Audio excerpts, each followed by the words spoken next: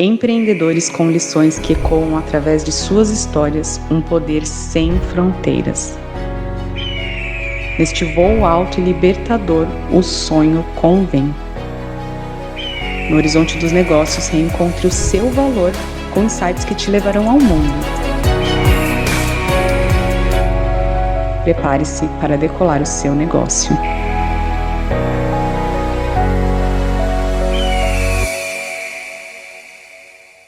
Bem-vindos a mais um episódio do podcast Visão de Águia. Hoje eu quero trazer para vocês uma convidada que foi muita referência no podcast anterior com o Thiago Borelli e ela foi a base, o suporte, um pilar muito importante, essencial da construção do negócio do Thiago e vai trazer aqui para a gente todos os bastidores de como o negócio dele se desenvolveu tão rapidamente nos últimos 4 anos. Olá, Rafa! Que prazer ter você aqui. Não tinha como não trazer você depois de fazer o episódio com o Thiago. Para quem não assistiu, volta lá. Temos o episódio com o Thiago Borelli, que é o marido da Rafa hoje. E ele referenciou muito ela. Eu falei, não, então Rafa precisa estar aqui com a gente. Eu quero começar, Rafa, agradecendo seu tempo, sua disposição e tudo que você vai contribuir aqui com a gente hoje já antecipadamente. Imagina, eu que agradeço o convite, fico muito feliz de estar aqui e vou contar para vocês um pouquinho sobre os bastidores também aqui, né, do trabalho com o Thiago e do nosso relacionamento a dois, nossa vida aqui fora na Austrália e tudo mais que a Laura queira me perguntar. Agradeço muito o Vamos convite lá. de você estar aqui. E sem scripts, né, Rafa? Vamos deixar Sem fluir aqui. roteiro, sem scripts, bate-papo. Sim, e aqui a gente vai referenciar muito esse episódio, então, para quem não assistiu, eu realmente falo para ir lá assistir, porque a gente vai trazer algumas referências. E já vou começar com uma, Rafa. Tiago contou pra gente que quem arrastou ele aqui à força, brincadeira, para a Austrália foi você, Rafa. Então, aqui a gente falando com brasileiros imigrantes, né, que empreendem ou que têm o desejo de empreender na Austrália. Eu queria que você contasse um pouco da tua história, né? O Thiago talvez chegou aqui já com algumas referências do que você já tinha agilizado. Então, assim, como que foi a história da Rafa? A história dos bastidores do Thiago, da Rafa chegando, a Rafa construindo esse terreno que durante a tua história a gente vai falar muito sobre esse suporte que você continua dando para ele. Mas como que foi para você essa jornada? O que que fez você querer vir para a Austrália? Como foi se desenvolver aqui? Conta um pouco pra gente. Olha, a história é longa, então vamos lá. Quando eu me formei na faculdade, assim, uns 2 anos, um pouquinho antes de me formar, eu estava trabalhando no Bradesco Seguros. Então, eu estava no mundo corporativo já e eu tinha lá meus 21 anos. E eu comecei a olhar ao redor ali do mundo corporativo, do lugar que eu trabalhava, e eu comecei a notar que, mesmo eu com 21 anos, que tinha acabado de entrar na empresa, eu estava ganhando a mesma coisa que a galera estava ganhando já 10, 15 anos trabalhando na mesma empresa. Pessoas que tinham 3 filhos e eu estava ali, ainda na faculdade, ganhando o mesmo valor ali, né? O mesmo salário que essas pessoas. E aí eu comecei a pensar, falei, cara, esse é o meu futuro se eu continuar aqui. É isso que eu quero para mim? E aí eu comecei a pensar formas de melhorar essa minha visão de futuro, né? Como é que eu poderia crescer? Como é que eu poderia ter um futuro melhor do que aquilo ali, né? Eu sempre fui uma mulher muito ambiciosa, sempre almejei uma vida de sucesso de verdade. Então eu comecei a pensar, lá nos meus 21 anos, eu comecei a pensar, beleza, quando eu terminar de me formar na faculdade, quando eu pegar o meu diploma, o que que eu vou fazer? E aí eu comecei a olhar algumas possibilidades. Eu tinha um amigo meu da faculdade que tinha feito um intercâmbio aqui na Austrália. E aí eu comecei a perguntar para ele sobre a Austrália. Naquela época eu pensava muito em ir para os Estados Unidos, porque quando você está no Brasil, Estados Unidos é, né? Estados Unidos é o lugar maravilhoso para se morar e tudo mais. É o sonho de qualquer brasileiro, na minha opinião, né? E eu comecei a pensar nos Estados Unidos, mas quando ele começou a me contar da Austrália, eu comecei a falar, tem coisa interessante aqui, porque o clima, né? Se eu fosse lá tava pensando em ir para Sydney ou para Gold Coast na época, né?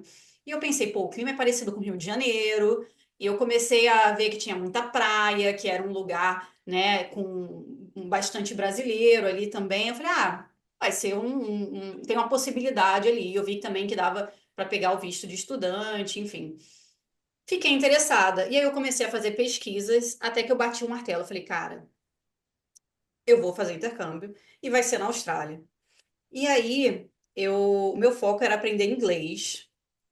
6 meses aqui para aprender inglês, para eu voltar para o Brasil, botar isso no meu currículo e conseguir uma vaga melhor de emprego. Porque eu queria ganhar mais, eu queria ter uma carreira corporativa, eu me via assim, sabe, uma mulher corporativa. Eu tinha essa visão. Porque meu pai né? Meu pai, ele tem essa carreira corporativa e eu admirava muito isso nele e eu via isso também como um meu futuro. E aí eu falei, cara, vou para a Austrália e eu comentei com algumas amigas minhas na época, eu falei, eu tô indo, quem anima de ir comigo?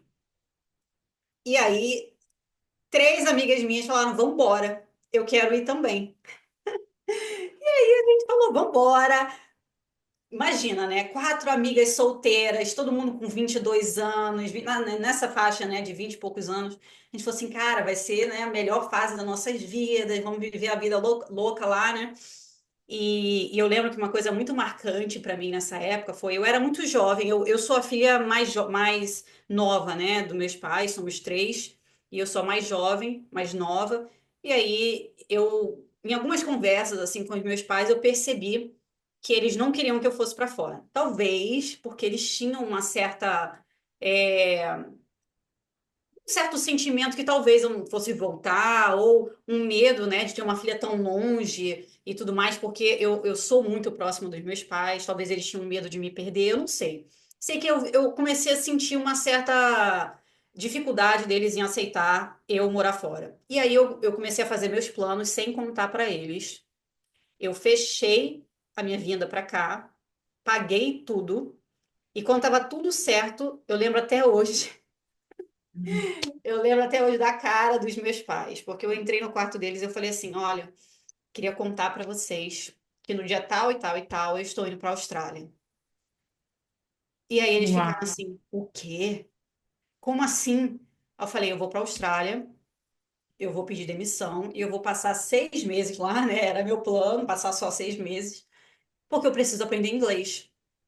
E aí, por alguns dias, assim, eles não aceitaram, não entenderam por que que eu fiz aquilo. Nem eu hoje entendo direito por que que eu tomei essa decisão assim tão certeira, né? Mas eu sabia que se eu falasse com eles ou pedisse para eles, eu não ia ter. Então, eu tomei a decisão, fui lá e fiz.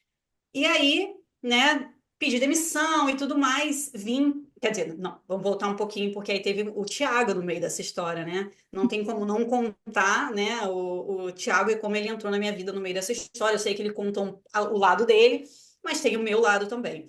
Então, nessa época, né, eu tava solteira, muito jovem, e eu sabia que eu ia vir para a Austrália. Eu falei assim: eu não quero conhecer ninguém.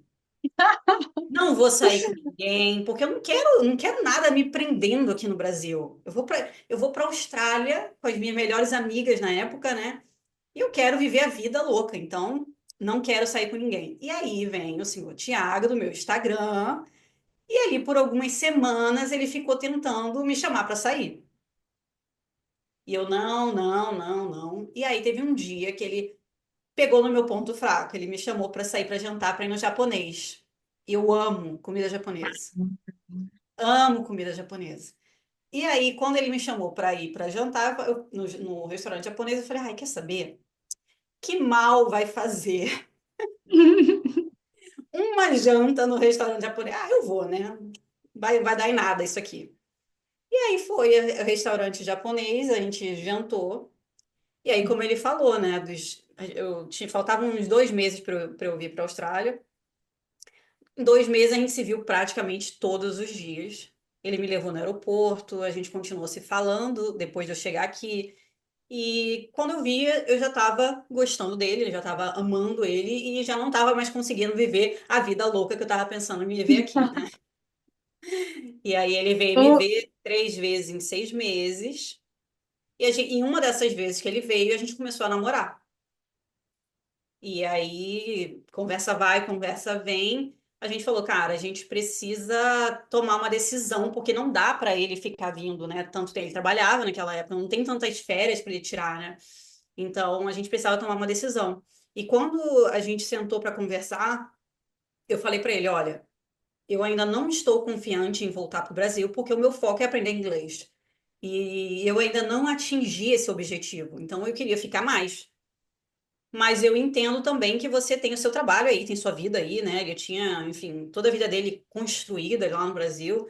E, e aí ele se prontificou a vir. Ele falou, não, eu quero ir. E na hora que ele falou, eu quero ir, eu também tive um peso, assim, uma preocupação, digamos assim, porque eu falei, caramba, será que ele vai largar tudo lá? E se não der certo aqui? Ele vai colocar a culpa em mim, né? Ah, eu fui por causa dela, eu larguei tudo aqui por causa dela. Então, bateu uma preocupação em mim. Eu falei, olha, você pode vir, mas eu quero que você venha por você, que seja uma decisão sua, porque você não está feliz com a vida que você está levando hoje. Então, você está vindo porque você quer, né? Mas a vida aqui não é fácil. E eu sei que ele levava, óbvio, né? Ele tinha as dificuldades dele no trabalho, o estresse, uma questão muito emocional, mas aqui a dificuldade é outra, a dificuldade é muito física nos trabalhos aqui, né? Então, eu deixei muito claro isso para ele também, porque a gente não quis também esperar ele pegar um visto de engenheiro ou de sponsor. A gente já estava louco para ficar junto, então ele aplicou para o estudante. Então, eu sabia que na vida de estudante, para a gente conseguir também a residência, né, ele ia precisar ralar ali de forma física. E eu deixei isso muito claro para ele para não ter surpresas. E basicamente foi isso. Desde que ele chegou, a gente tem morado juntos, né? A gente já morou, acho que foi 3 ou 4 anos em Sydney, um ano em Gold, se eu não me engano, e agora vai fazer também, acho que 2 anos aqui em Sunshine. Ou foi 2 anos em Gold, sei lá. Por aí, a gente já morou em Sydney, Gold e Sunshine agora. Eu acho que a gente não sai mais de Sunshine, estamos apaixonados. E essa é a nossa história. Rafa, tem muitas coisas. Eu vou querer dar uma voltada ali para a gente falar mais profundamente, porque aqui eu estou observando coisas que eu acho que seriam muito interessantes para as pessoas, né? Primeiro, o ponto dessa sua de ser uma pessoa tão jovem, como você mesma disse ali, e tão decidida. E Uhum. você usou uma palavra que eu acho que é uma palavra muito incrível e muito julgada por algumas pessoas, que foi a ambição. Você falou assim, com 21 anos hoje eu era uma pessoa ambiciosa. E eu acho isso incrível, porque pessoas ambiciosas são pessoas que conhecem os seus desejos, que se colocam em movimento, que têm um combustível para viajar longe, né? E você veio aqui para outro lado da Austrália. Então, eu acho que essa é uma palavra muito legal de ser abordada aqui para realmente mudar aí a mente das pessoas em relação a serem gratas, eu falo muito, né? Ser grata e insatisfeita. Então, a gente pode ter gratidão pelo que a vida nos proporciona, pelo que nossos pais nos proporcionaram, e ainda assim ter uma insatisfação que vai mover a gente de estar sempre buscando coisas melhores, novas oportunidades e, enfim, esse desenvolvimento. Sim. Então, eu amei que você falou isso. Eu acho que deu muita permissão aí agora para uma galera ambiciosa. Essa sua determinação, Rafa, de tipo assim, vou fazer acontecer, e ir atrás dessas informações e ter essas amigas. Gente, cadê as amigas do Brasil que. Ai, mentira, eu vou contar isso. Teve uma amiga, eu vim com uma amiga também, que eu Ah, estudei a viu? vida inteira. Sempre tem uma louca para se juntar com outra louca e largar tudo. Sempre tem. Veio uma amiga minha de infância também, que a gente estudou muitos anos juntas, e ela ficou aqui um mês, ela veio com de turista. Aí ela voltou pro Brasil, depois de um mês. Mas eu ia falar, cadê as amigas? Mas eu também tive, olha só, que a gente nem lembra essas histórias. E aí você veio com as amigas, achando que ia ter a vida louca, essa liberdade. Você falou da sua insatisfação ali do trabalho, que também é uma coisa que é muito presente na vida das pessoas, mas às vezes a gente tá cheio de na correria do dia a dia que a gente nem vê isso, né? E você Uhum. conseguiu ver que a projeção das pessoas que trabalhavam ali com você era essa projeção que era você no futuro, né? É. E às vezes as pessoas olham aquilo e falam, ah, não, comigo vai ser diferente. E não tem nenhuma estratégia exatamente, né, do que vai ser diferente. E aí você foi contar para os seus pais, meu Deus do céu, eu queria ver a cara deles naquele momento. Não, e eu, a filha mais jovem, mais nova, saindo de casa aos 22 anos, indo para o outro lado do mundo, você consegue imaginar? Eles ficaram malucos, malucos. Sim. Mas Ainda mais que assim, eles não acompanharam o processo, né? De você ter é, sido agilizada toda sozinha. Então, você chegou já com a decisão. porque assim, Desde que eu comecei a entrar, desde que eu comecei a trabalhar lá, né, na Bradesco Seguros, eu juntava muito dinheiro, porque eu era privilegiada, né? Eu morava com os meus pais, eu não tinha gastos, eu não pagava uma conta. Então, todo o dinheiro que eu ganhava, né, que eu recebia, eu juntava. Eu gastava comigo, né? Eu juntava. Então, eu fui juntando, juntando, juntando. Eu já investia também nessa época, então eu tinha um bom montante guardado. E aí, quando eu tomei a decisão, eu falei, cara, ou eu pago isso aqui, e eu sei que se eu pedisse para os meus pais e eles aceitassem a ideia, eles pagariam, porque meus pais, eles são maravilhosos, assim, e eu sei que eles pagariam, mas eu não queria começar a minha vida aqui fora, né, dependendo dos meus pais. Eu queria que todo esse processo fosse feito por mim. Tanto que desde que eu cheguei aqui, os meus pais, né, eles nunca me transferiram dinheiro. Eu nunca precisei do dinheiro dos meus pais desde o momento que eu pisei aqui. E eu poderia ter pedido, eu poderia, porque meus pais têm, para dar, graças a Deus. Meu pai trabalhou a vida toda dele para dar esse luxo pra gente, né, da gente não precisar se preocupar com dinheiro.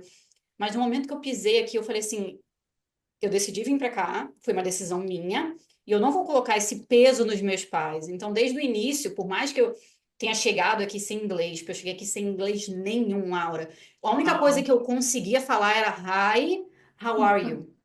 I'm fine, thank you. Essa era a conversa que eu conseguia levar quando eu cheguei aqui. Então, por mais que eu não falasse inglês, eu não queria depender deles. Então, foi uma decisão muito louca ali, né? Que eu tomei, eu paguei, eu vim. E no início eles ficaram muito assustados, mas depois eles entenderam que era uma decisão minha e eles aceitaram. Eles Ô, aceitaram. Rafa, as suas irmãs tinham tido essa experiência de viajar, de ter feito um Assim, intercâmbio? eu tenho um irmão e uma irmã, e os dois tinham feito intercâmbio, mas assim, intercâmbio de um mês, Uhum. enfim, teria períodos mais curtos, né? E minha Sim, irmã, se eu não me engano, foi Europa e o meu irmão também foi Europa. Foram os dois na Europa. tá. Aí a Rafa já quis ir lá pro outro lado do É, mundo mesmo, tá? O Rafa sabe que quando a gente estuda, né, alguns estudos que eu fiz assim, o terceiro filho, que você mencionou aí também, são os filhos que vêm para mudar as gerações mesmo, para revolucionar a família. é tipo isso. Tá aí a A Rafa louca da fazendo o papel família. dela. Muito bom. E só para consolação também, Rafa, eu cheguei aqui, eu estudei inglês desde os 9 anos de idade. E eu cheguei aqui com 20, eu fiz 21 aqui, e eu também não sabia falar nada. Assim, quando eu cheguei aqui, né? Quando sabia falar lá na escola de inglês, fazer minhas Aham. provas. Cheguei aqui, fui jogada, o hi, hello. Eu no primeiro dia a vizinha entrou para falar oi, falar, né, dar boas-vindas, e eu fui correndo pro quarto, e chorei. Falei, como assim? Paguei todo esse tempo de escola e não sei falar nada, não entendi uma palavra que ela É falou. que o inglês do australiano não é inglês, né? É um outro É um outro idioma. dialeto. É. Sim. Rafa, eu vou voltar aqui só numa parte, depois a gente avança, mas é uma parte que me chamou a atenção aqui sobre o Thiago. Vamos lá. O cara mega apaixonado ou mega stalker? Começou como isso realmente? Você falou assim, o Thiago tava lá no Instagram tentando me mandar mensagem, viajou 3 vezes pra cá, falou que ia largar tudo. Como que você soube que era um cara assim que valia a pena, né? Que não é um stalker aí da vida que tava só atrás de você ou numa dependência emocional. Acho que é importante a gente trazer isso também. O Tiago, ele é uma pessoa muito determinada. Não só para metas financeiras, metas profissionais, não só para isso, mas quando ele quer alguma coisa, ele corre atrás. E eu acho que não foi diferente, assim, quando eu falo que ele ficou tentando me chamar para sair, é tipo, sabe quando fica reagindo aos stories, aí manda uma mensagenzinha, oi, tudo bem? Aí fica paquerando ali, né, normal. E me chamou algumas vezes para jantar e eu não topei, né, porque eu tava na época de arrumar tudo para vir. Mas eu percebi que ele era diferente quando eu vi a determinação dele de fazer acontecer, sabe? Quando eu vim para cá e ele falou que ia vir a primeira vez, eu falei, cara, esse cara é diferenciado. Esse cara não é. É investidor, né? É, Tá investindo. esse cara é diferenciado, ele não é igual os outros, né, que eu já conheci na minha vida. Tem alguma coisa diferente aqui. E aí, todas as vezes que ele veio me ver, né, a gente viveu aí memórias inesquecíveis, né, juntos. Ele sempre fez questão de cuidar de mim, né, como nem era namorada dele ainda na época, né, de cuidar de mim. Ele sabia que era uma época que eu estava sofrendo muito aqui na Austrália, porque eu trabalhava no bar e eu não falava inglês. Eu chorava todo dia depois que eu chegava do trabalho, porque eu não conseguia me comunicar. E eu trabalhava num lugar onde eu precisava me comunicar todos os dias. Então, assim, foi uma época muito sofrida para mim e ele sabia disso. Então, todas as vezes que ele veio me ver, ele tentava fazer os meus dias ficarem melhores. Ele me levava para viajar, a gente saía para jantar. E toda esse zelo dele por mim, né, que ele trazia uma certa segurança para mim também nessa época, né, me trouxe uma sensação de casa, de conforto, né, de zelo, de amor, que a gente nem era namorado ainda, ele já cuidava de mim dessa forma, sabe? Então, aos poucos, ele foi me conquistando. E foi assim que começou esse amor. Sim. E as amigas, cadê? As amigas no início não gostaram, né? Porque cadê a Rafaela, vida louca? Que agitou toda essa parada Que aqui. agitou toda essa parada e agora a gente tá sozinha aqui na balada. Mas depois ele foi conquistando elas também e todo mundo aprovou a relação. Demais, demais. Rafa, se a gente for trazer um pouco mais assim no processo, né? Então, você contou que daí o Thiago tomou a decisão, lá ele também explicou, como você falou, a percepção dele das coisas que estavam acontecendo para ele também, né? Que motivou ele também a tomar essa decisão. E aí estão os dois aqui agora. Então, estão vocês dois aqui, morando juntos, cada um aí no seu job, fazendo o que precisava ser feito. Quero entender, assim, qual foi o momento em que vocês, e da sua percepção, né, que vocês entenderam sobre começar um negócio, sobre agora a gente vai abrir né, começa normalmente como um empreendedorismo, vamos aqui abrir um ABN, vamos começar a cobrar. Como que foi essa estruturação? Porque o que ele contou é que você foi muito essa pessoa que impulsionou ele, né? Que propulsionou ele a fazer esses movimentos e a enxergar o negócio como um negócio. Então, conta aí pra gente, assim, de onde veio isso de você, ainda mais que a sua referência era um mundo corporativo. Então, Sim. quando você entendeu que aquilo era um negócio, quais foram os primeiros passos que vocês tomaram? Assim, eu acredito muito que um parceiro deve impulsionar os sonhos do seu parceiro ou da sua parceira. E quando eu percebi que o Thiago tinha uma paixão sobre falar de investimentos, de finanças, né? Que foi na primeira aula que ele deu ali para os nossos amigos, na nossa casa. Ele falou, acho que se eu não me engano, foram 8 horas seguidas só de investimentos em finanças. E eu vendo ele dar aquela aula ali, eu falei, caramba, ele entende muito do assunto e ele ama falar disso.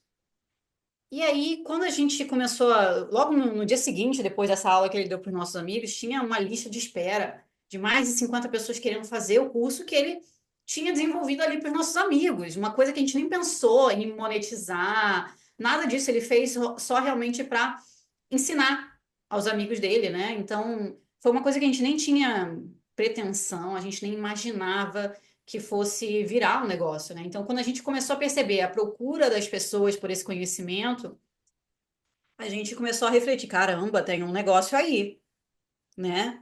E a gente ele começou a dar as aulas presenciais em casa, eu servia cafezinho para os alunos, botava ali umas coisinhas para o pessoal comer na mesa. E a gente fez 17 aulas presenciais, eu participei das 17, né? E eu assisti, eu sei aquela aula de assim, de olhos vendados, eu sei, porque eu assisti às 17, né? E eu sempre garantia ali o conforto dos alunos, perguntava se queria água, se queria café. Então, desde sempre, tanto eu quanto o Thiago, a gente sempre prezou pela qualidade da entrega ali, né? Seja no presencial ou seja no digital, a gente sempre teve essa preocupação. E eu acho que por conta disso, porque o Thiago muito preocupado ali na didática, na melhor forma de entregar o conteúdo, e eu preocupada ali na forma de cuidar, de zelar ali pelos alunos, a gente começou a ter muitas pessoas recomendando, né, o curso. E aí foi crescendo, crescendo, crescendo, e chegou no momento onde a gente começou a receber mensagens de pessoas de outros estados aqui da Austrália querendo aprender com o Thiago. E aí a gente sentou, conversou, falou, cara, vamos lá. Como que a gente alcança mais pessoas sem precisar de mais esforço nosso? Porque assim, a gente via que o Thiago estava ficando cansado de ficar sempre repetindo as mesmas coisas, né? Todo final de semana ele estava lá falando exatamente a mesma aula e estava ficando cansativo para ele.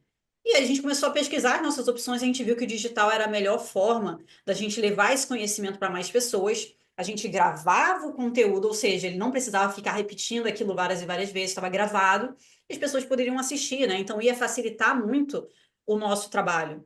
Óbvio que no início tem a dificuldade, porque você primeiro tem que aprender uma habilidade nova que você não tem, e depois você tem que colocar em prática, né? Mas no longo prazo facilita, porque você não precisa ficar ali toda hora repetindo a mesma coisa. Então, quando a gente entendeu que o digital era o nosso caminho, a gente falou, beleza, a gente vai para o digital, qual é o próximo passo? E aí a gente dividiu as tarefas. Ele ficou, né, meio que assim, o que que ele vai fazer e o que que eu vou fazer para a gente levar esse negócio para o digital. E aí ele ficou de cuidar ali de como virar um especialista melhor, de como falar bem em frente às câmeras, como gravar um curso, toda essa parte talvez de audiovisual ali, da criação de um infoproduto, ele ficou responsável em fazer e eu ficaria responsável de todo o resto ali ligado aos bastidores, ou seja, o que está behind the cameras, o que as pessoas ali, né, que estão assistindo a aula não veem, né? Então, eu fiquei responsável por fazer tudo isso. Então, a gente conversou, falou assim, ó, nesse momento é importante que pelo menos um dos dois saia do trabalho para a gente focar 100% nos estudos. E aí foi decidido que eu, por 6 meses, ficaria fora do trabalho, 100% dedicada ali aos estudos, e eu foquei ali em aprender tráfego pago, né, que são os anúncios online, para quem não sabe, e-mail marketing, lançamentos, estratégia de conteúdo, tudo eu fiquei responsável em estudar e com o tempo ali a gente foi crescendo o nosso negócio e foi assim que virou um negócio, porque nunca foi lá no início, nunca tinha sido uma ideia nossa, né, de monetizar isso, mas com o tempo, quando você percebe a oportunidade, não tem por que você não abraçar isso também. Sim. E aqui falando que quando você fala que dava as aulas nos fins de semana, vocês ainda estavam mantendo o trabalho paralelo de vocês. Então era aquele super esforço a mais de que ao invés de no fim de semana ir lá para Bondi, vocês estavam ali dando aula. Ah, sim, não tinha vida social nessa época, não existia isso pra gente. A gente estava trabalhando o tempo todo, o Sim. tempo todo.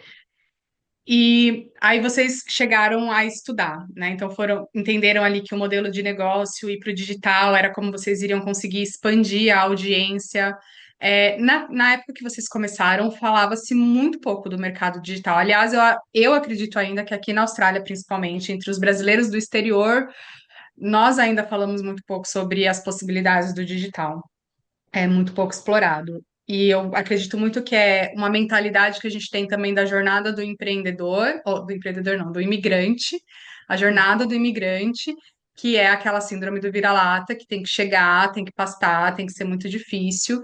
E na nossa, em algumas épocas era assim mesmo, mas hoje em dia não precisa ser assim. Foi até um tema que eu conversei Aham. brevemente ali com o Thiago também. É, como que foi o processo de vocês fazerem essa transição? Quando vocês entenderam assim, não, isso daqui vai ser o foco de dedicação total. A gente acredita e confia que 100% nisso daqui.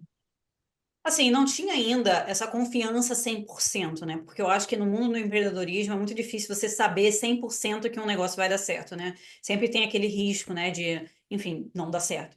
Mas a hora que a gente tomou a decisão de 100% focar no nosso negócio foi quando saiu o nosso visto, a nossa residência, e a gente não precisava mais trabalhar fora, né? A gente podia focar 100% no negócio. E foi aí que a gente sentou e conversou. Eu e o Thiago, a gente conversa muito. E a gente falou assim, cara, É até uma fase da nossa vida que a gente chama de queimar ponte. A gente queimou, a gente chegou à conclusão que se a gente ficasse em Sydney, a gente estava muito confortável ali.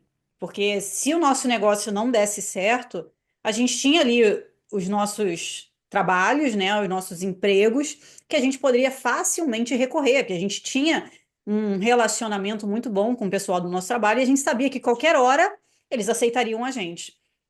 E essa zona de conforto nossa ali não estava sendo boa para o nosso negócio, porque a gente não estava focando, né? E a gente chegou à conclusão que a melhor forma era a gente sair de Sydney e focar 100% no nosso negócio. E foi aí que a gente decidiu mudar de cidade, ir para uma cidade que, inclusive, a gente não conhecia ninguém. Então, foi uma fase da nossa vida que a gente ficou muito recluso, só eu e o Thiago. E foi uma época assim que a gente realmente. Foi até que o que ele falou no podcast que ele fez com você, que a gente desequilibrou muito outras áreas da nossa vida para focar no negócio. A gente não tinha vida social, nossa vida era realmente eu, ele e o nosso negócio. E foi uma época muito importante, a gente não se arrepende dessa época, porque foi a época que o nosso negócio deslanchou realmente. E foi muito importante, assim, a gente ter tomado essa decisão de queimar a Sim, ponte. sim. Rafa, eu vou trazer aqui, e depois eu posso complementar com a minha história também, ou talvez eu possa até começar com a minha história, porque assim, e é que eu quero trazer uma mensagem, na verdade, para as pessoas que estão ouvindo, né? Novamente falando aí de momentos, que eram momentos diferentes, né? E que hoje a gente tem muito mais opções e oportunidades. É, quando eu estava para pegar o meu visto, eu tô falando disso porque para muitas pessoas o visto é um empecilho de começar a desenvolver alguma coisa, algum projeto, algum sonho, algum desejo. É, e quando eu conto a minha história, também eu só fui ver o meu negócio depois que saiu o visto. E você contou que também foi assim para você. Só que aqui eu acho que tem uma linha de aprendizado que hoje eu incentivo as pessoas a fazer algo, a abrir a mente, não de fazer diferente, mas abrir a mente para outras possibilidades. Então, você falando assim, então vocês tinham o job e aí tinham já estava rodando ali o negócio de uma certa forma. É, hoje você entende que se fosse garantido, você teria largado antes o trabalho? O meu, talvez, mas o dele não, que a gente precisava do trabalho dele por causa do visto. Foi através do trabalho dele que a gente pegou o visto. Então, não tinha como largar e focar 100% no negócio, porque o nosso foco do lado da carreira do Thiago naquele momento era o visto. Era o trabalho, sim. Porque é isso, eu vejo às vezes as pessoas assim presas nessa história, e sim, existem processos em que o, o trabalho ele está relacionado diretamente à saída do visto, mas nem sempre, como por exemplo o seu, né? O seu não No era, meu caso, então não, eu era. podia ter saído.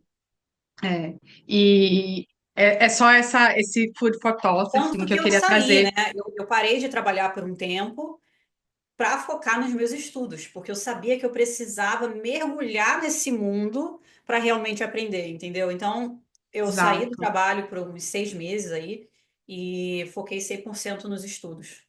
Sim, exato.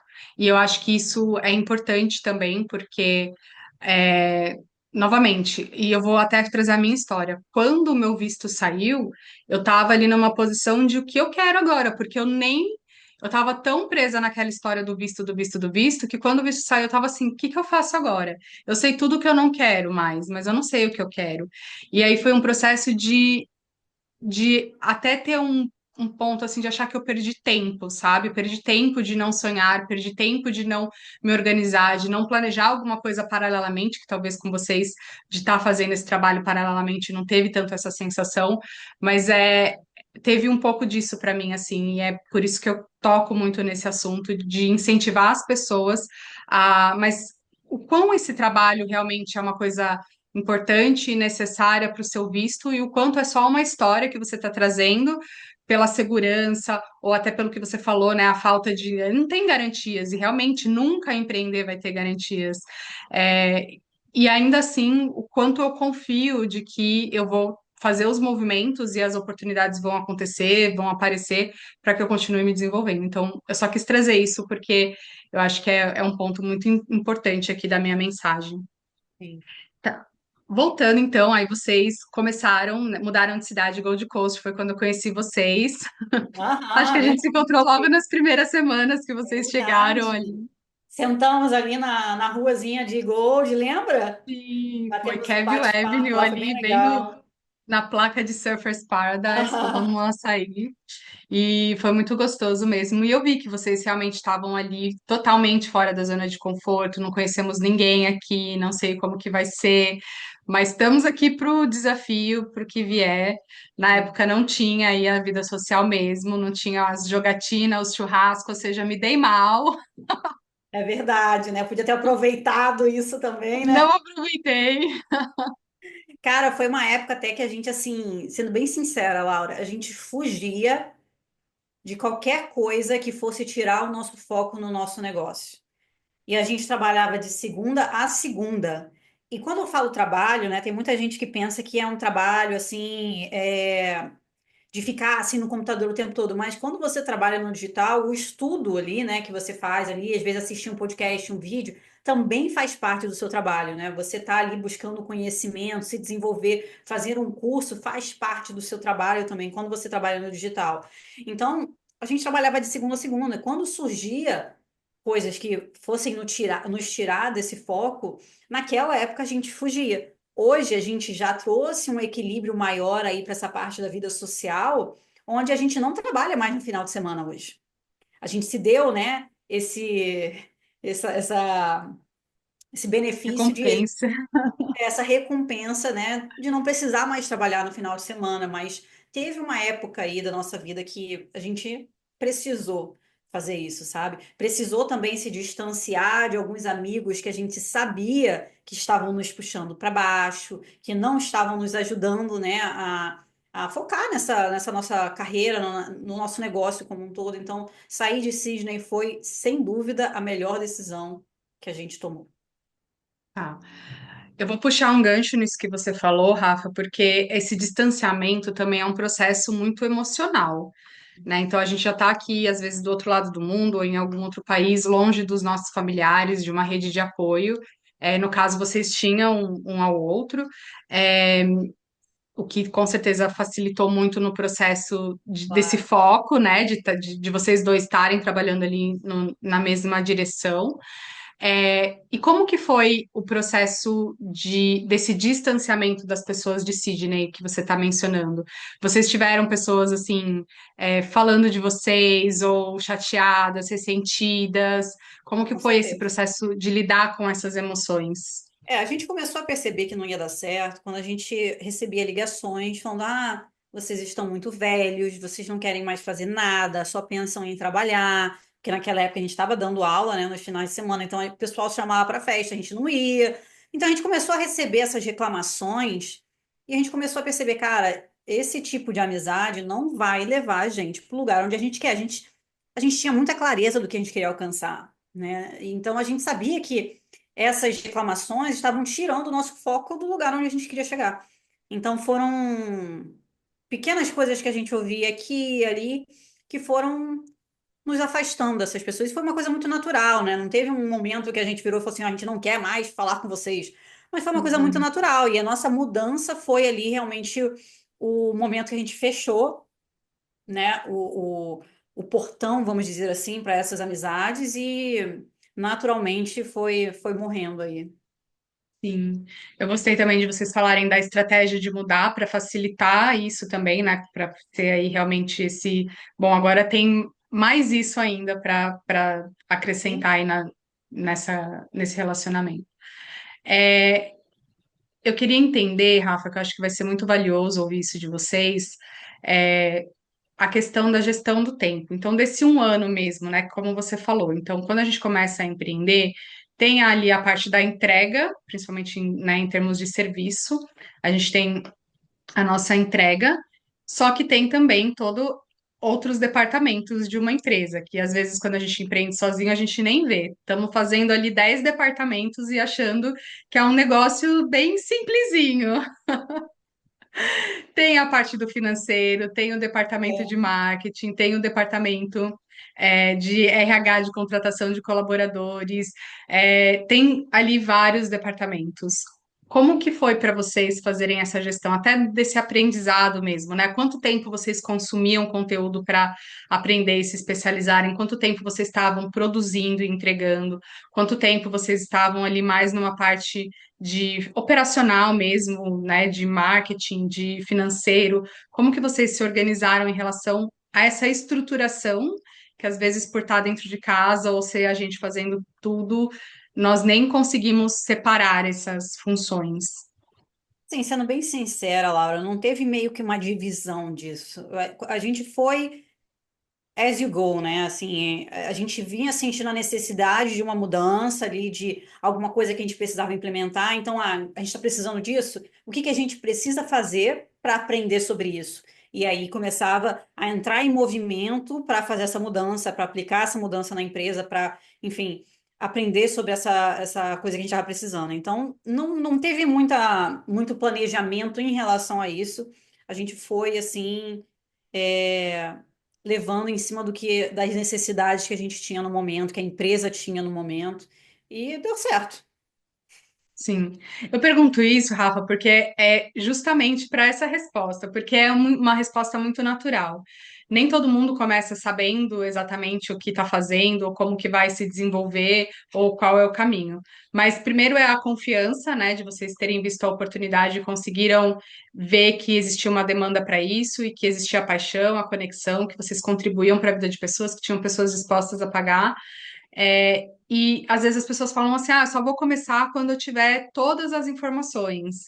Então, assim, você trazer isso é muito intencional a minha pergunta, nesse sentido de saber que realmente as pessoas que começam e que se desenvolvem, elas não têm um plano concreto ali em mente, né? E que isso é uma questão, eu acho que é muito incrível e muito rico, porque é as infinitas possibilidades, pode ir para qualquer caminho.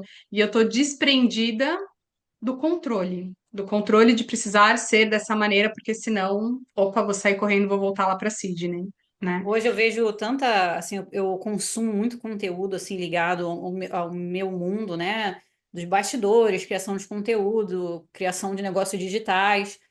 E eu fico maluca quando eu vejo, cara, essas pessoas recomendando, assim, um planejamento como se fosse uma empresa, sabe, corporativa, que você tem que, com, sei lá, dezenas de funcionários. Cara, se você está começando, você não precisa ter toda essa preocupação. Você só precisa sair da inércia. Se você ficar preocupada com todas essas coisas que você nem, esses problemas que você ainda nem tem ainda para resolver, e você já quer se preparar para resolver problemas que você ainda nem tem, e a energia? Você não vai ter energia para fazer tudo de uma vez. E aí você vai acabar tirando energia de coisas que vão te dar resultado agora. Então, eu acho que tem que ter muito cuidado também, né, com os conteúdos que você consome. Principalmente se você é iniciante e você é facilmente aí influenciado por esses conteúdos, né? Você vê um monte de coisa e você acaba ficando overwhelmed, né? Eu esqueci a palavra em português, mas assim, Sobrecarregado. sobrecarregado. E aí você fica na inércia, você fica preso, você não faz. E se você não faz, você não vai ter resultado. Sim. É algo muito certo.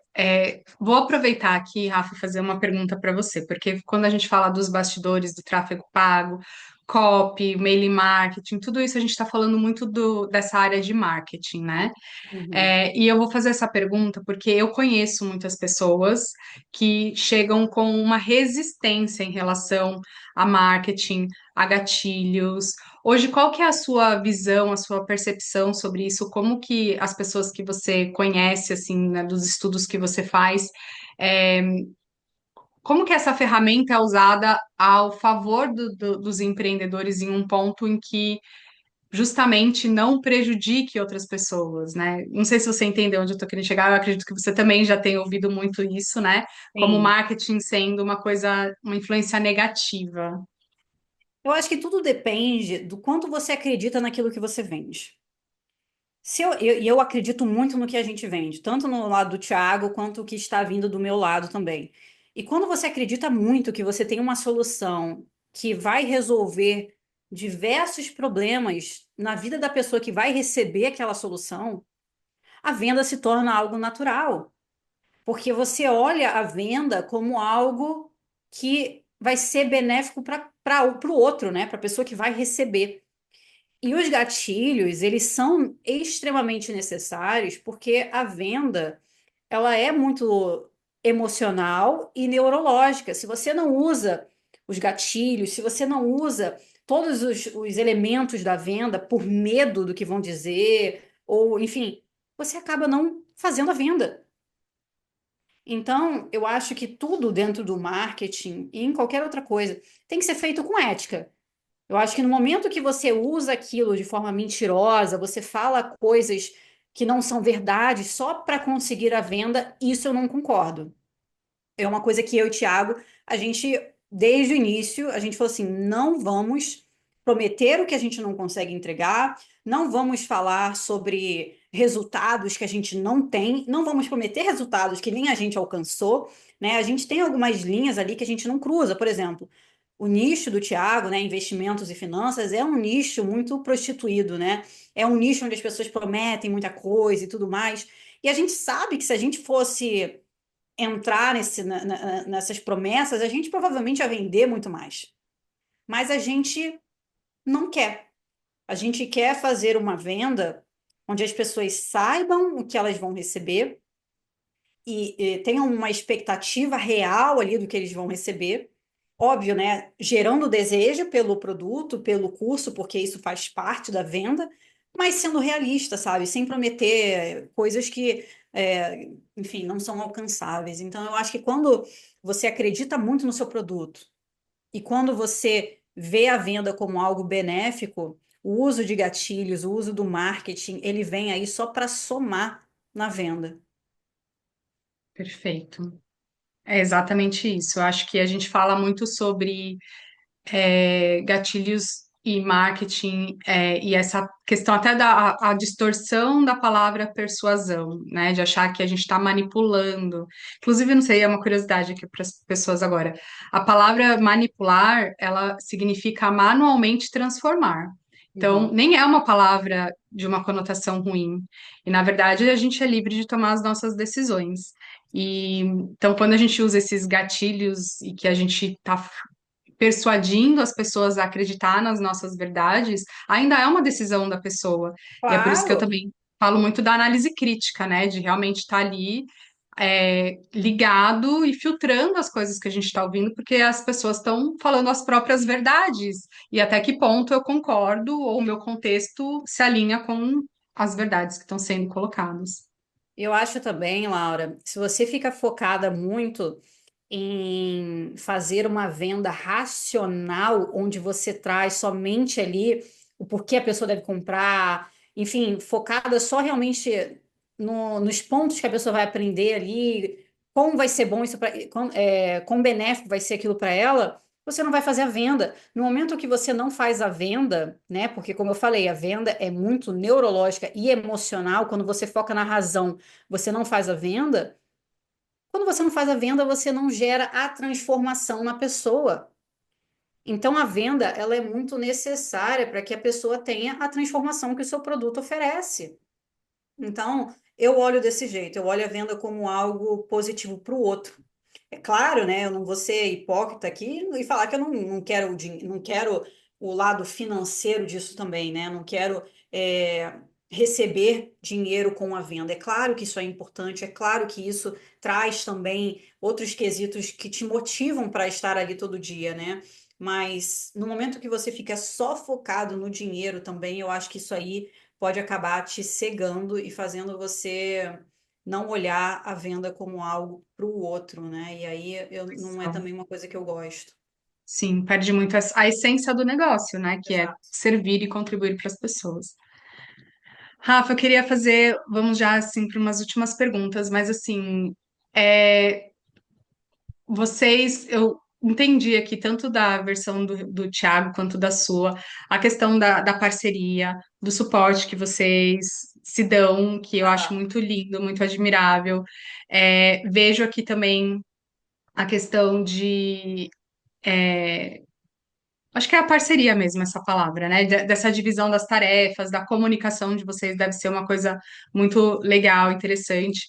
E ainda assim, eu acredito que possam ter desafios, né? Desafios de, vamos por esse lado, não vamos por esse, e aí ter que sentar ali e desacordos mesmo, de chegar num consenso no meio do termo, né?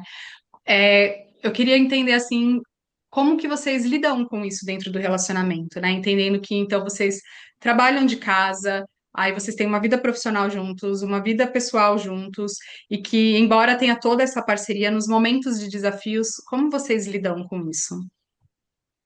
Cara, a gente, como eu falei, né, a gente conversa muito. Desde o início da nossa relação, assim, eu e o Thiago, a gente conversa muito. E quando a gente não concorda com alguma coisa, a gente fala sobre os pontos de cada um, né? Por exemplo, ele fala do lado dele, eu falo o meu, e a gente pondera até o momento onde a gente chega num consenso. A gente fala assim, beleza, talvez a Rafa não tá 100% certa, eu também não tô. Como é que a gente traz aí uma coisa que vai deixar os dois felizes? E a gente entra num consenso onde a gente consegue, onde os dois saem felizes daquela conversa. Eu acho que, principalmente quando o casal empreende junto, abre um negócio junto, eles precisam aprender a se comunicar direito, né? Porque tem ali a separação entre o casal e o negócio. E quando você não sabe distinguir isso, coisas do trabalho podem acabar afetando o casal, né? Então, é muito importante que tenha essa conversa e que o negócio, os problemas do negócio nunca afetem o casal. E eu acho que a conversa vem aí para resolver qualquer problema. Eu acredito muito no poder da conversa, do alinhamento, sabe? De um casal alinhado, eles conseguem tudo. E é por isso que a conversa, na minha opinião, é essencial. Sim, é muito importante, que entra a parte de comunicação, né? Uhum. Comunicação que a gente treina para falar com outras pessoas, é a comunicação que a gente tem com a gente mesmo, e de poder cultivar esses relacionamentos.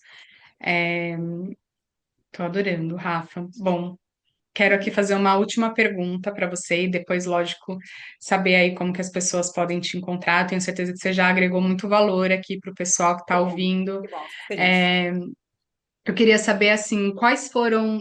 É uma pergunta que são duas, na verdade. Qual foi o maior desafio que vocês tiveram por empreender e qual foi a maior oportunidade que você teve por empreender?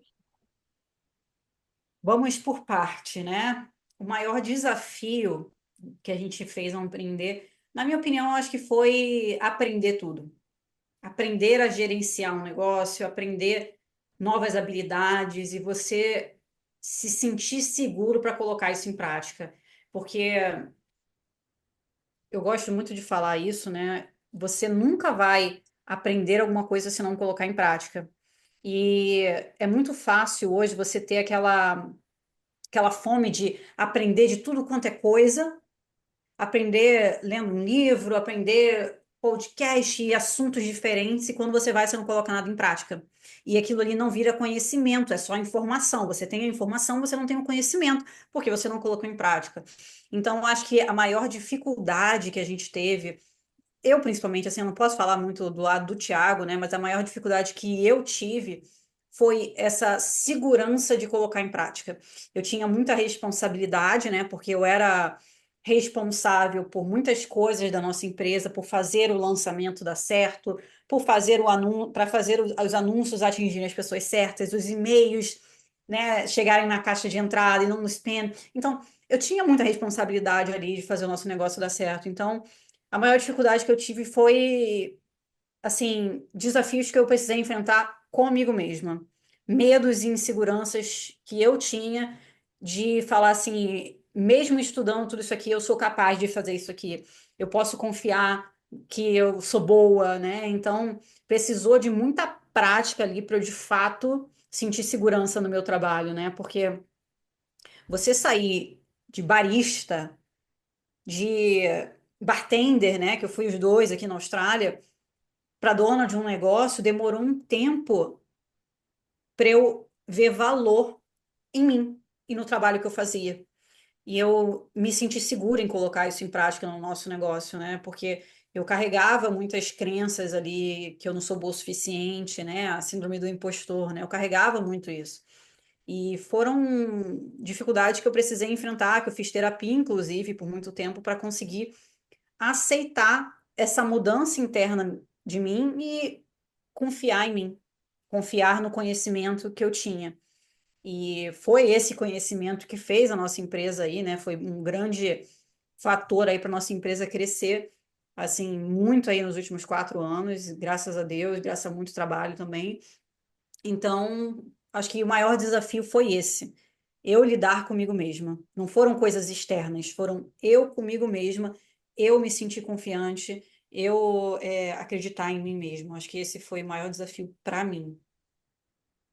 Sim, eu adorei a resposta, porque eu falo muito que um negócio não cresce mais do que os donos estão dispostos a crescer. Então, esse autoconhecimento, esse autodesenvolvimento de se trabalhar é algo muitíssimo importante no início de um negócio, em que você está ali uma projeção direta nas decisões do negócio também, né?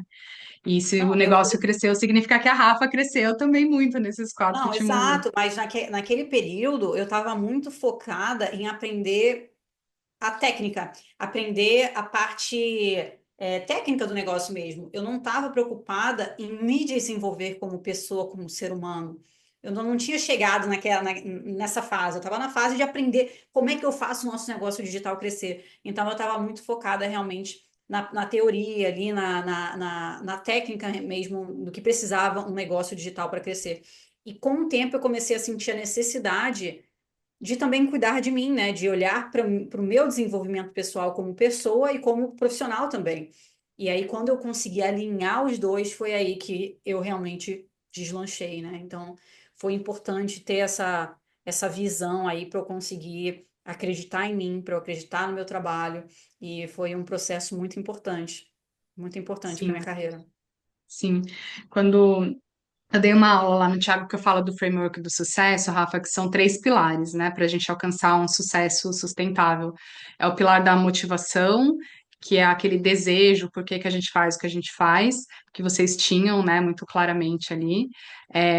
Aí tem o pilar da confiança, que é esse pilar interno também, de é, qual é a minha fé, né, eu vou dar o passo, o chão vai aparecer, eu tenho o meu valor, sei o meu self-worth, o meu amor próprio, minha autoestima, que tá tudo isso muito relacionado. E o terceiro é das habilidades. E hoje, realmente, a gente vê muitas pessoas focando aí né, com os cursos digitais e tudo, a gente vê muitas pessoas focando nesses pilares de habilidades, algumas até têm a motivação clara também, mas não se trabalham tanto nesse pilar da confiança, o que traz esse desequilíbrio. Não é que não alcançam um sucesso, mas não é um sucesso sustentável de um ponto de vista de estar em equilíbrio com todos os pilares, mas que também é o que você falou, né? São momentos, é um movimento que Penso. acontece de cada hora você está fortalecendo um desses pilares para que aconteça esse desenvolvimento. É muito E a louco, né? maior Porque oportunidade, pode só falar, para pode falar. finalizar ali dos medos, né? Das crenças. É, eu acho que talvez quem escute isso também se identifique um pouco com isso, né? Mas toda vitória que a gente tinha, eu atribuía a coisas externas, nunca ao meu trabalho, né? Olha, Porque eu não confiava em mim como profissional, né? Por mais que eu estivesse ali, né? Trazendo os leads, fazendo as páginas, coisas que hoje eu sei que sem aquilo ali a gente não teria os resultados que a gente teve, né? Eu atribuía, às vezes, ao Tiago, eu atribuía a coisas externas, eu nunca atribuía a mim. E quando eu entendi que eu era importante, que eu era boa no que eu fazia, né? Eu tinha muito a síndrome do vira-lata, né? De que, eu não sou boa, eu não sou. E quando você tem essa virada de chave, aí sim você se sente feliz por completo, porque você consegue ver que você também é bom na área profissional, né? Então, só para finalizar esse assunto, sim. foi E uma coisa muito. você trouxe uma coisa, Rafa, que é muito importante falar também, que é essa transição, né? de ser o barista e depois de ter o seu próprio negócio. E no Brasil você também veio do mundo corporativo. Essa transição, a mentalidade de uma pessoa que é CLT para uma pessoa que é empreendedora, empresária, ela precisa mudar. Ela precisa mudar, assim, drasticamente, porque são outras habilidades que precisam ser desenvolvidas, são outras crenças que precisam ser Total. fortalecidas. E você não está mais vendendo tempo, que é o bem mais precioso que você tem, você está vendendo conhecimento, você está agregando na vida de outras pessoas de uma outra forma. E se não tem essa mudança, essa falta do valor pessoal, as inseguranças, elas vão prejudicar muito o desenvolvimento de um negócio. Então, se apropriar de que agora eu sou uma empreendedora, tenho a visão de uma empresária, quero crescer o negócio, não preciso mais vender minhas horas, ou seja, não preciso trabalhar mais de sábado a domingo, é, after hours, né, que nem uma camela ali para ter resultados financeiros. Isso, assim, é muito, muito importante. Foi muito rico dessa sua contribuição também. Que bom. Qual foi a segunda pergunta? Da maior oportunidade, né? Então, poder empreender, ser dono do próprio negócio, tem aí os desafios que a gente já falou bastante, mas qual foi, assim, a maior oportunidade que vocês tiveram? Você, né? Eu quero falar de você, o Thiago já trouxe o dele, que a Rafa teve por empreender. Cara, sem dúvidas, né, Laura? É a questão financeira. Quando a tua empresa cresce, né, a questão financeira vem, o conforto financeiro que a empresa traz, né, de você poder realizar seus sonhos, sonhos da sua família, de você poder viajar mais. Essa questão financeira é muito forte, mas também vem o lado aí que, na minha opinião, também é muito importante. São três coisas, na verdade. A questão financeira, como a gente abriu uma empresa em casal, né, uma empresa que a gente trabalha juntos, a gente fortaleceu muito o nosso relacionamento também desde a criação da nossa empresa. E o terceiro, a gente somou na vida de muitas pessoas. E isso também tem muito valor para a gente. Quando a gente recebe o feedback dos nossos alunos, né? Eles tendo resultados, eles, pô, mudando os hábitos financeiros, tudo isso traz muita gratidão e faz a gente ver valor ali na nossa jornada, né? Que valeu a pena a gente passar por tudo que a gente passou para a gente conseguir fazer o que a gente faz hoje. Então, são esses três pontos.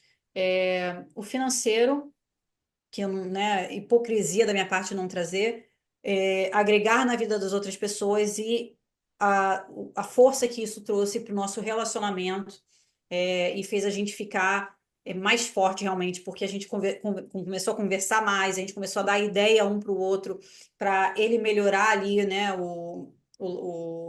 a criação de conteúdo, enfim, ele impulsionando os meus sonhos também, né, porque o Thiago me impulsionou muito a virar especialista também, né? Por muito tempo eu fiquei nos bastidores. Agora eu estou numa jornada também para virar especialista, para vir aí para frente das câmeras. É uma coisa que eu ainda estou me acostumando, né?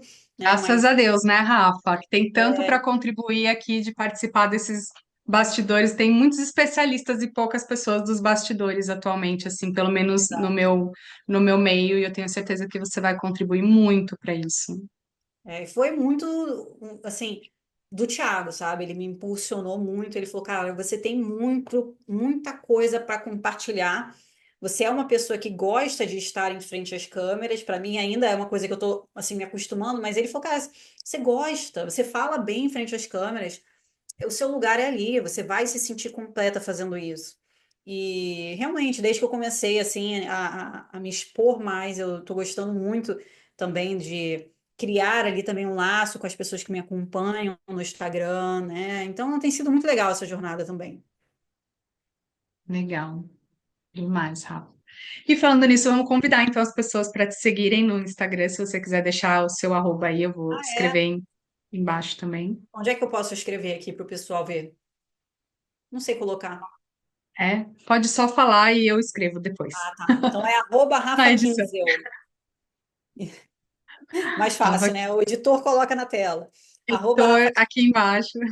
Segue aqui, ó, para acompanhar meu conteúdo nos próximos meses aí. Eu vou estar trazendo muito conteúdo sobre criação de conteúdo estratégica, né? Que foi algo que eu apliquei muito aí, tanto no perfil do Thiago quanto de outros especialistas que eu trabalhei também nesses 4 anos.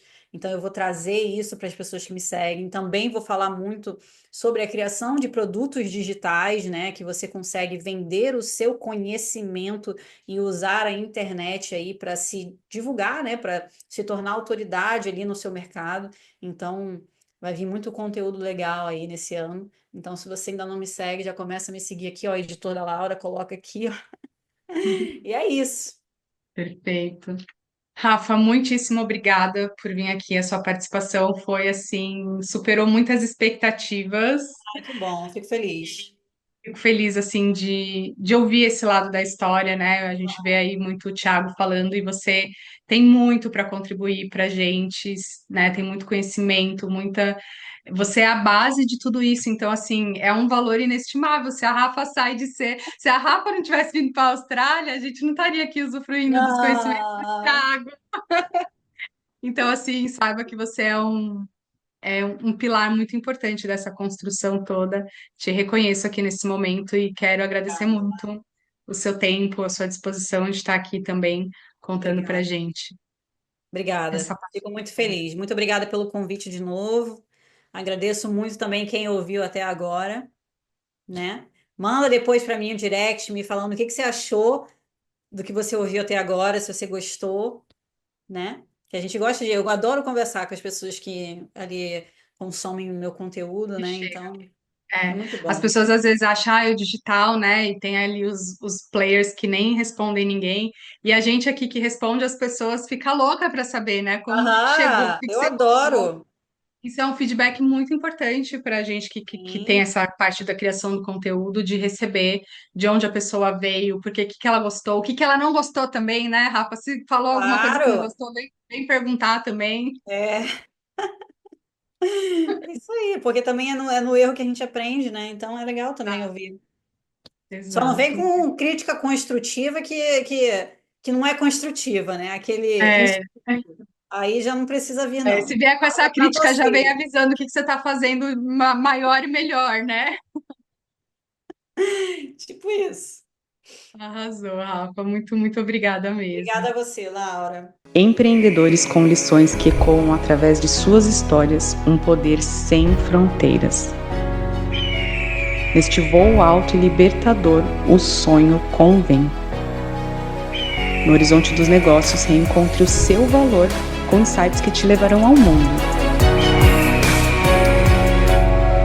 Prepare-se para decolar o seu negócio.